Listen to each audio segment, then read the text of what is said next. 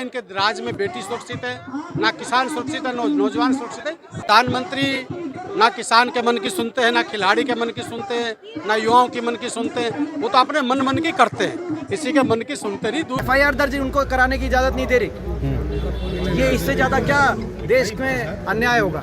बड़े दुख के साथ कहना पड़ता है, ऐसी अन्यायी सरकार, हिटलरशाही जो सरकार कर रही है हमारे देश की बेटियों के साथ। दिल्ली में जंतर मंतर पर हमें मौजूद है, सांगवान भी यहाँ पर मौजूद है और चरखी दादरी से खाप पंचायत और सभी सामाजिक संगठन महिला पहलवानों से मिलने के लिए पहुँचे हैं।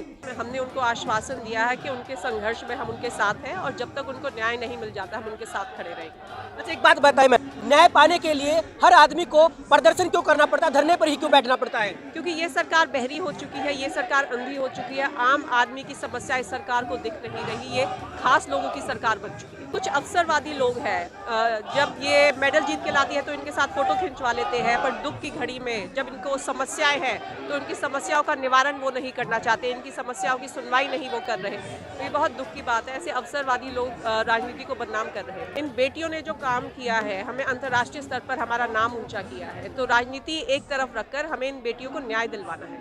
जी, प्रधानमंत्री हमेशा अपने मन की बात करते हैं, क्या उन्हें इन बेटियों के मन की बात भी सुननी चाहिए? अभी फिलहाल तो वो इन बेटियों की मन की बात सुन नहीं रहे और बिल्कुल सुननी चाहिए। अगर कोई आम आदमी होता तो क्या अब तक कार्रवाई हो चुकी होती? बिल्कुल बिल्कुल, अब तक तो उनका इनकाउंटर हो चुका होता। हम कंधे से कंधा मिलाकर इनके साथ खड़े रहेंगे और जब तक इनको न्याय नहीं मिलता हम संघर्ष जारी रखेंगे। जी, जैसा कि मनीषा सांगवान का कहना है कि बृजभूषण की जगह कोई आम आदमी होता तो अब तक उसका एनकाउंटर कर दिया जाता। बेटियां जो देश के लिए मेडलिस्ट हैं, वो 38 मुकदमे झेल रहे अपराधी प्रवृत्ति के व्यक्ति पे FIR दर्ज उनको कराने की इजाजत नहीं दे रही। ये इससे ज्यादा क्या देश में अन्याय होगा। बड़े दुख के साथ कहना पड़ता है, ऐसी अन्यायी सरकार, हिटलरशाही जो सरकार कर रही है हमारे देश की बेटियों के साथ, बड़ा दुर्भाग्यपूर्ण है। ये जब हिटलरशाही होती है, अन्याय होता है प्रजातंत्र के अंदर, तो लोगों के अंदर ताकत है।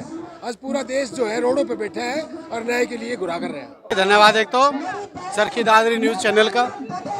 देखिए, एक देश के अंदर एक नारा दिया, बेटी बचाओ बेटी पढ़ाओ। मैं आदरणीय नरेंद्र मोदी जी को एक बात कहना चाहूँगा कि इस नारे को वापस ले, क्योंकि जो बेटी बचाओ बेटी पढ़ाओ का नारा देते थे, आज इस देश और प्रदेश में बेटियां सुरक्षित नहीं है। दूसरा, जिस प्रकार से हरियाणा के अंदर आपने पता है संदीप सिंह वाला मामला चल रहा है, उसमें कोई कार्रवाई नहीं हुई और हमारी जो बेटियां पिछले 3 महीने से यहाँ धरने पर बैठे, शोषण का मामला है, जो बृजभूषण के खिलाफ कोई कार्रवाई नहीं हो रही, तो ये ढकोसला है इनका। ना इनके राज में बेटी सुरक्षित है, ना किसान सुरक्षित है, नौजवान सुरक्षित है।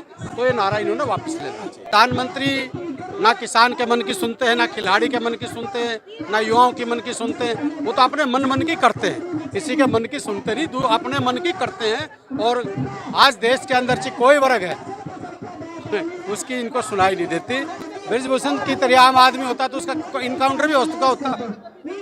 ये मैंने एक चीज़ कहा है ना, बेटी बचाओ बेटी पढ़ाओ का इनका नारा ये झूठा है। और देश के अंदर आज ना हमारी बेटियां सुरक्षित है, ना ये देश सुरक्षित है। और मैं एक चीज़ जरूर कहना चाहूँगा, देखिए, नरेंद्र मोदी जी इस देश के प्रधानमंत्री हैं, उन्होंने इन बेटियों की आवाज़ को सुनना चाहिए। यहाँ से 2 कदम दूर बैठे हैं, तो उनकी बात को उन्होंने सुनना चाहिए। कोई आज़ादी नहीं है, अब तो इन्होंने ऐसा कर दिया, अंग्रेजों से बुरा हालात ये लोग अब करने लग रहे हैं। देखिए, ये जो जिस प्रकार से आज जो पहलवान हो और भी खिलाड़ी हैं, इस प्रकार से अगर बेटियों के साथ शोषण होगा तो कोई, मेरे भी बेटी है, कोई भी अपनी बेटियों को बाहर भेजने के लिए राजी आज के दिन तो है नहीं, क्योंकि इतना गुंडा माहौल हो गया। बीजेपी के राज में जो इनका नारा था बेटी बचाओ बेटी बचाओ, अब ये नारा हो गया बीजेपी के नेताओं से बेटियों को बचाओ। आखिर देखना होगा देश की बेटियों को आखिर कब तक न्याय मिल पाता है। चरखी दादरी न्यूज चैनल के साथ जुड़े रहे, खबरों का सिलसिला जारी रहेगा।